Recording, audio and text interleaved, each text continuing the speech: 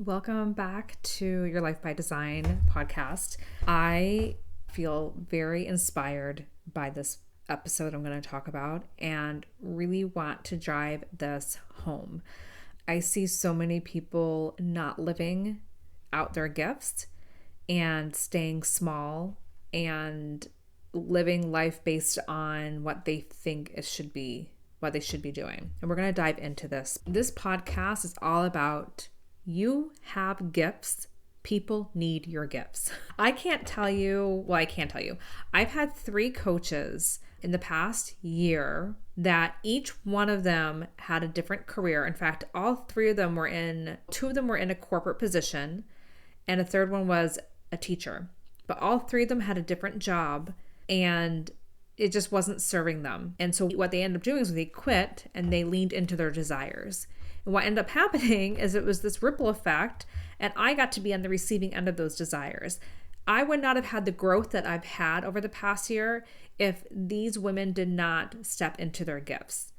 And this is true for every single one of us. We have gifts, and not only do we need to step into it and recognize it for ourselves, because playing small is no way to live life, but we need to step into these gifts and showcase them because people need them. It's how the whole collective energy works. It's how it all works. We're all connected. We're all here to help each other grow.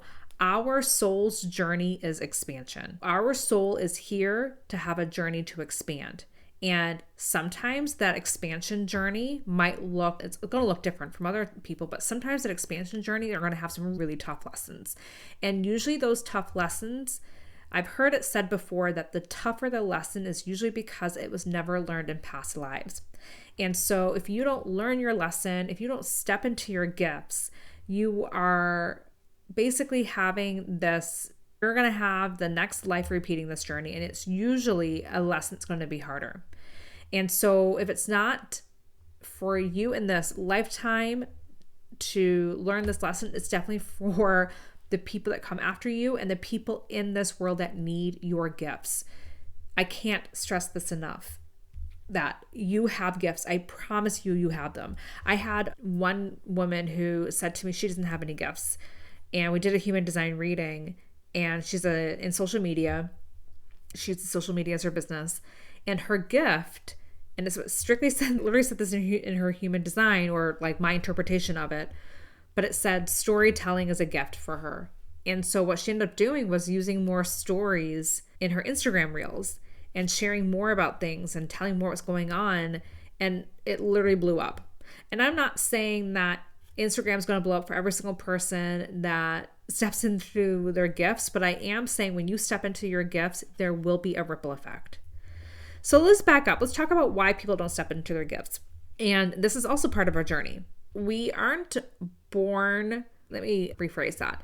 We are born into this world very open, right? We have an open heart center. We're very connected to the other side.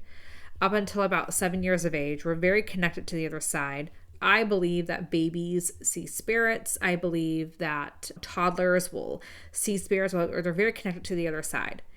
And these toddlers will go ahead and showcase what they're really good at. Like, they want you to see, come look what I can do. They're showcasing it. They're letting everyone know how well they do certain things, how good they do certain things. You tell them no, they're like, I'm going to go ahead and do it anyways. Like, they don't understand the word no. But somewhere along the way, that confidence, that wanting to shine goes away. And this is all, I feel like, part of the whole journey, because then once you lose it, or you don't even remember it, their journey is to find it.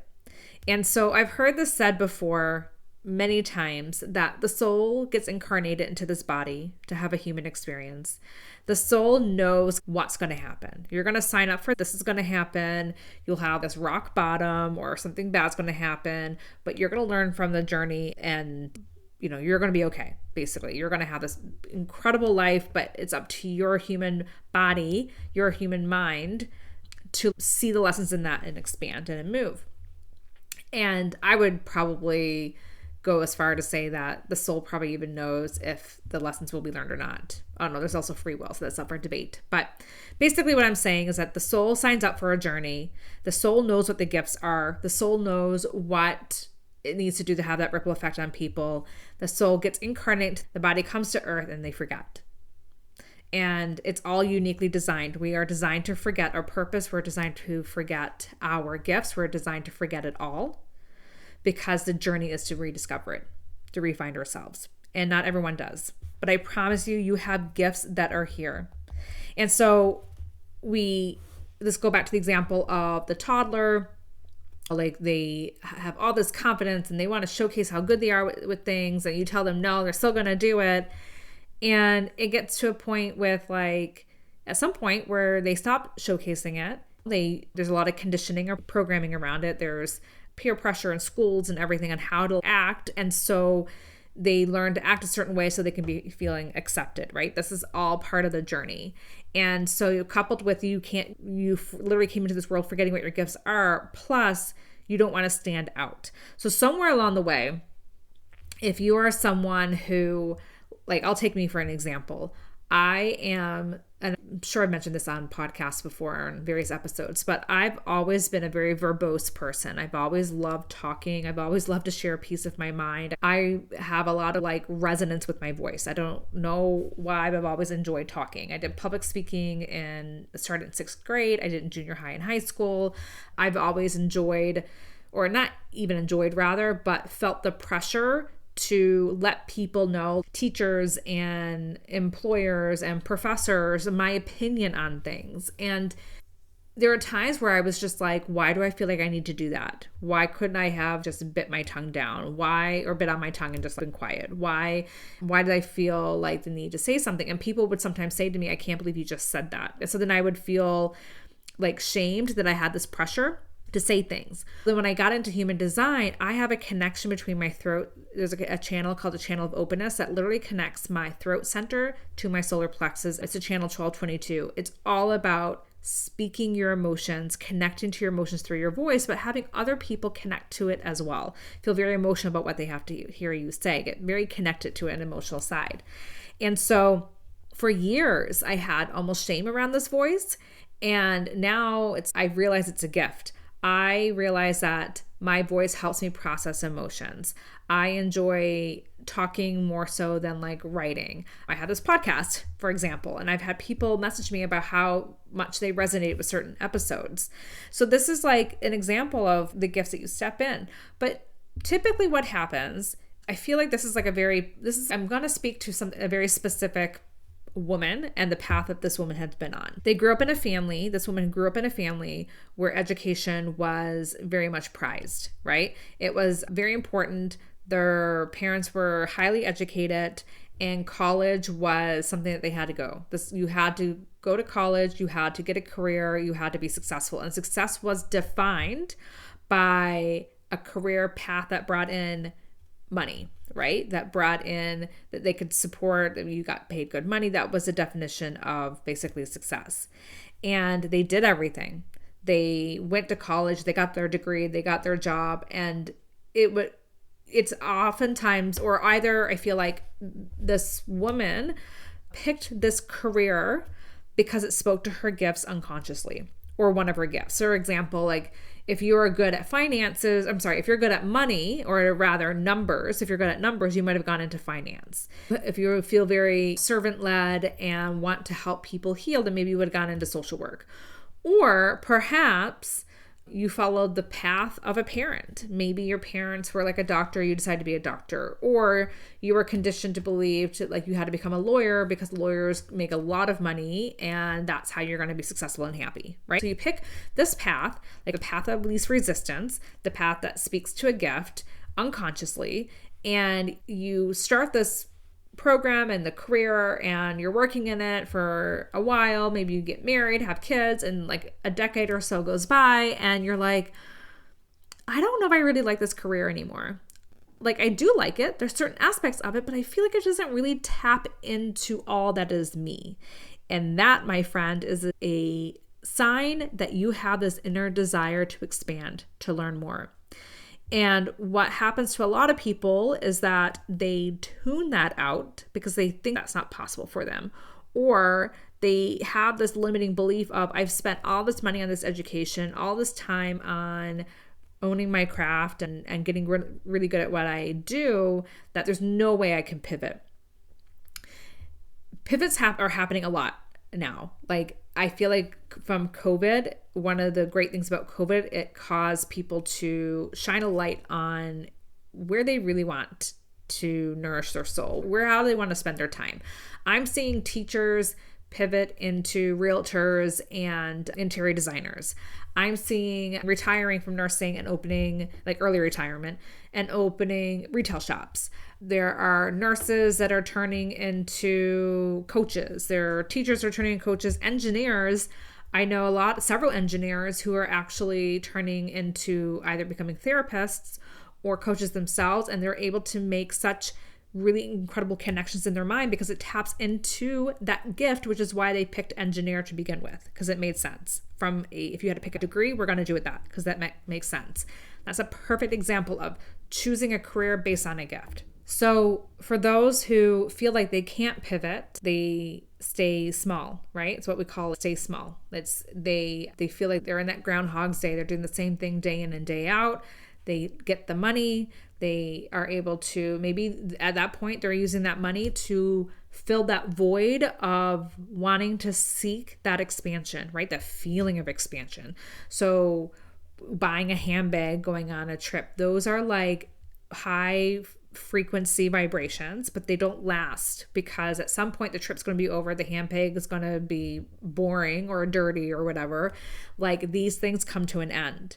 And so when they're able to, or rather when you are able to pull back and go within and tap into your gifts, it not only raises your own frequency and raises your own vibration and really helps that expansion of your soul, it has a ripple effect where it's almost like this, what I imagine, I think I'm using the right word, where it's, oh my gosh, I want to say sonogram, but I don't know that's the right thing. But like how whales or dolphins will send out sounds to let other animals know when they're in the area. It's almost like it's this ripple effect, that this frequency where other people are like, oh, like she has this gift that I need. People need what you have. And when you deny that gift, when you deny that journey for yourself, you're not only denying your own soul expansion, you're denying what other people need. They need it. So I'm going to give you some examples right now, 3 ways that you can find your gifts right now. The first way is to think about something that was super easy for you growing up, that maybe that you don't even think it was a gift. So easy. It could be, maybe you're an artist, or maybe you're good with numbers. Maybe you're someone who is good with writing. Maybe you're someone who's able to like really shift perspectives very quickly, able to help people see a different way. Whatever that is, that came easy for you is a gift. And usually what happens is as a kid, these gifts came so easy to us, but made other people uncomfortable.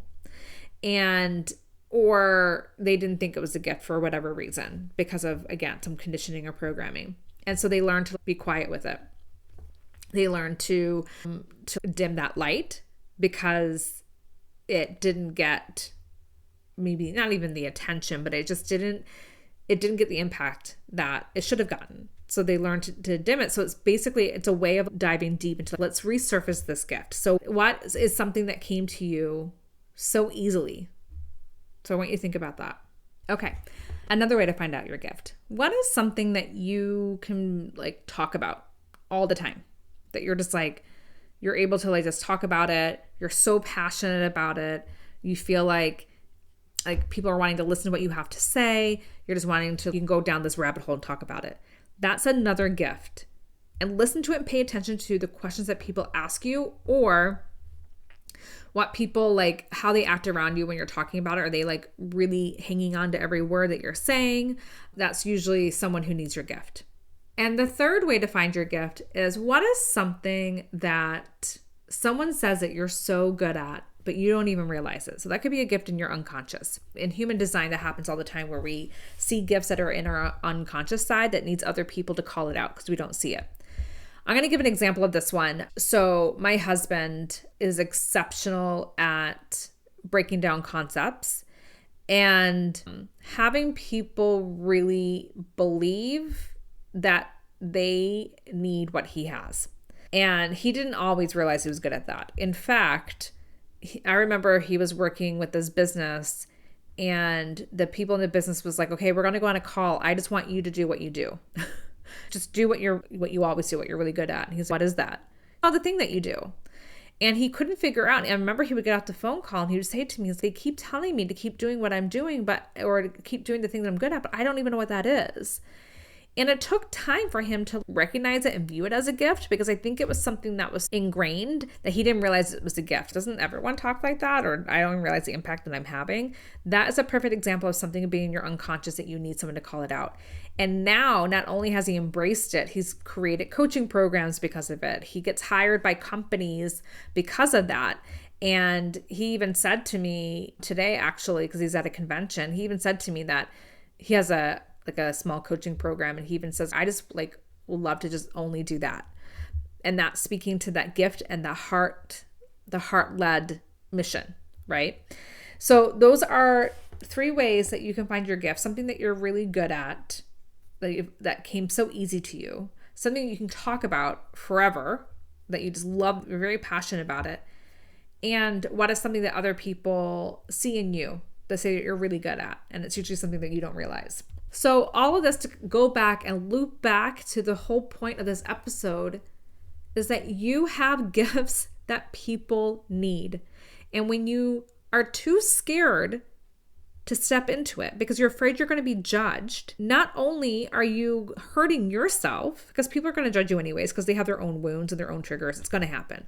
Not only are you going to hurt your own self, but you're going to have this negative impact on other people who need what you have. They need it. So let that be a reminder to start diving into your gifts. If you need help into looking at what those gifts are, reach out to me. I have offers that help women with this. One of them is an Activate Intensive, where we're able to take a block that you have and we're able to dive into it using your human design chart. The other one is my 8-week coaching program, also called Your Life by Design. So the same name of the podcast. I think that might be changing though. The name of it may be changing, but it's an 8-week program where we start off with an incredibly deep human design reading. And each week is a different level to dive deeper into your gifts. So by the end of it, when you come out of it, you know who you are. You know how to step out of the shadow that you've been holding yourself in. So take a look at those. Let me know if any of those speak to you. I promise you, you have gifts. You just need to know where they are. All right. Thank you for tuning into today's episode. I will see you next week. Bye.